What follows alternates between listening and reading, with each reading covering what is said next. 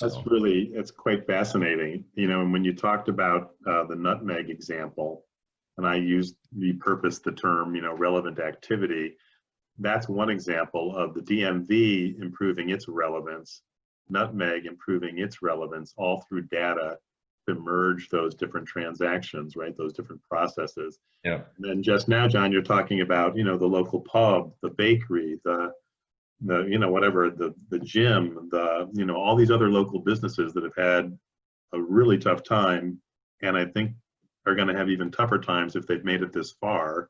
Yeah. How a local institution could make a perhaps decisive difference in their success. Yep, absolutely. Well, not could, can, right? Like Yeah, so, and you're right, it is going to get worse, which is part of the reason that we're, amping up the intensity around our messaging on this.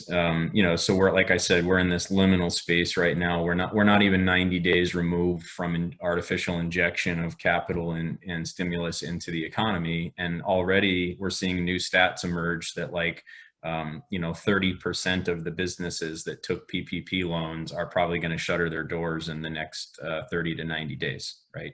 So that's a significant statistic, because we're all operating on this belief, as you can see in the equities market and economic reports, that we're returning to normal.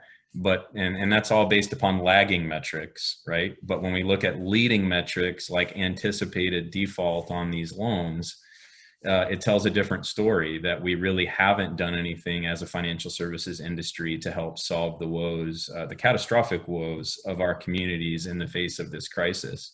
And I want to circle back around to that retail example of nutmeg that you keep bringing up, because I was there at the genesis of that conversation for them.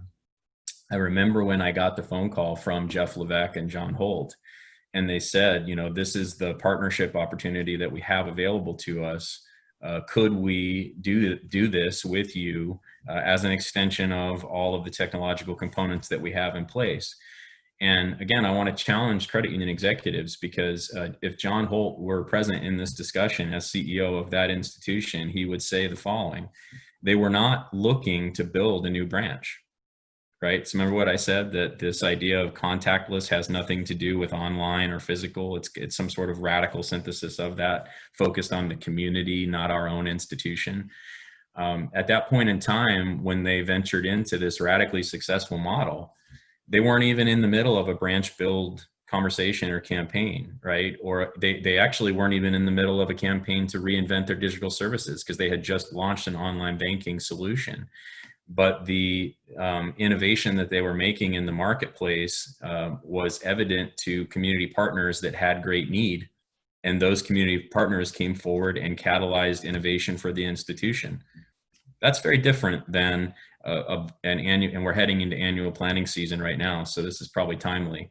That's very different than going into an annual planning session for a credit union and saying, hey, next year we're going to build a branch, and it's going to be in this location, and it's going to be next to this popular retailer, and so we think it's going to be successful for these reasons, and we're going to launch a couple ITMs in it, and it's going to be modern and hip and all that.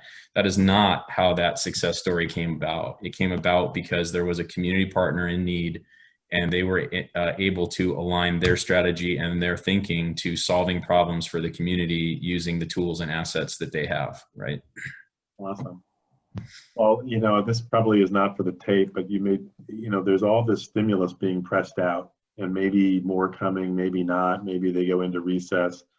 But the other side of the coin is the debt in this society and how it's serviced and whether it can be serviced. I mean, what do you see, John? This looks like we're in a an incredibly tough spot at the macro level. Yeah. Well, I'm not an economist, certainly not an economic scientist by any means, but I'm more of a philosopher by training, philosopher and banking technologist. But I'm in good company when Einstein says something like, philosophy is just science that can't be measured yet, right? And so I'm also in an advantageous position, because I know our whole industry operates on lagging metrics. So I'll say some things and then venture to believe that they'll eventually be measured by our, accountants and regulators who look at things 3 to 6 months later. I mean, it only takes common sense to look at what's happening with the generation of trillions of dollars of additional debt in the face of this crisis, like 3 trillion already and another few trillion coming as a huge percentage of what our national debt was before the crisis.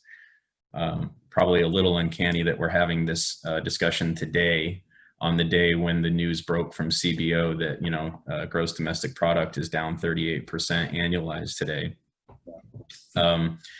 Those are like the definition of apocalyptic figures, right?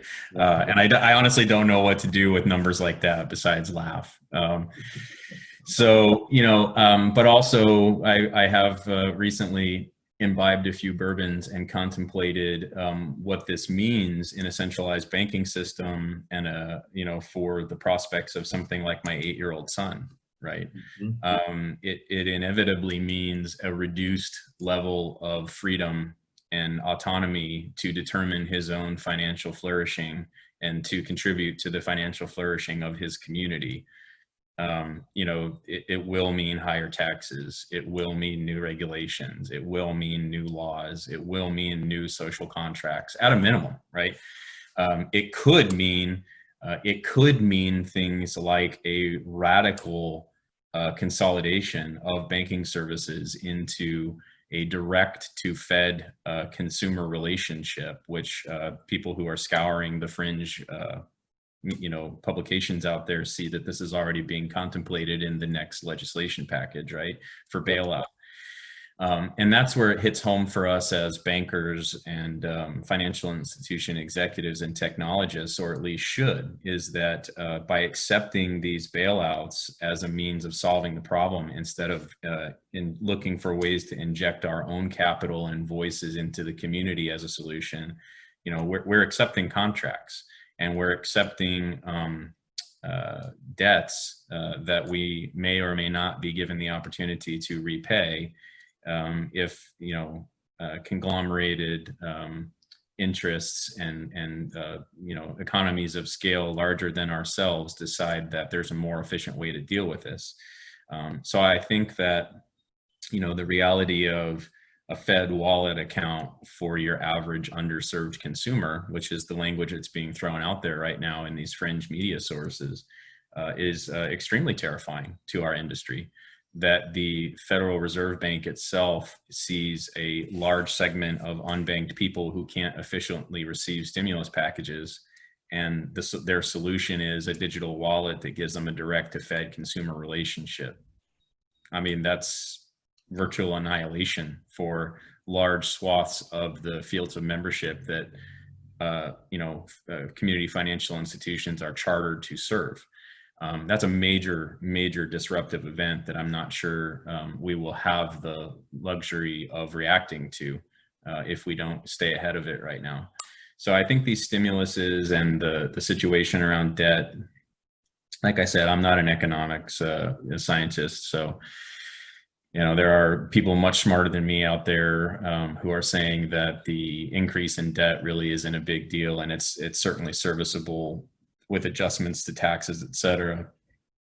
That to me is beyond what I'm concerned about. I'm concerned about the loss of autonomy and the loss of financial freedom and flourishing in local communities because of imposed centralization that can come from these types of deals that we're accepting right now. So, and I'm also firmly in the camp that believes that the rhetoric that the central bankers are putting forward right now is that and only that they probably are well along the way to working on centralized digital currencies and consumer wallets that could quickly displace the value of a local financial institution's consumer relationship and add additional value proposition to the local consumer that we may never be able to recapture, right? So, or they could displace our value proposition and take control of it directly and digitally, which brings it all back around to data and digital extension and controlling our own digital and data destinies there.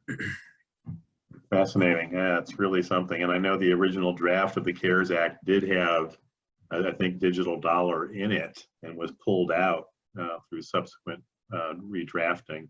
Hmm. So the comment that this was all nonsense and, there were no plans or thoughts of central bank digital currency clearly are not true. They've been working on it. They've been looking at it.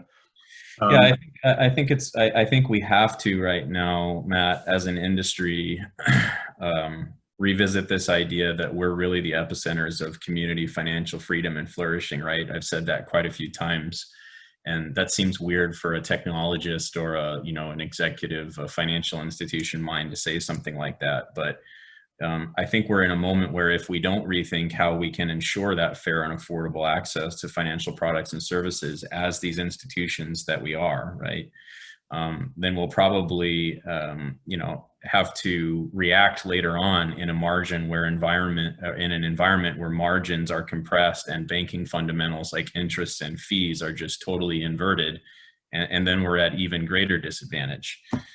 So I think right now is the time to redesign our entire, understanding of community banking and the infrastructures that we use to deliver that.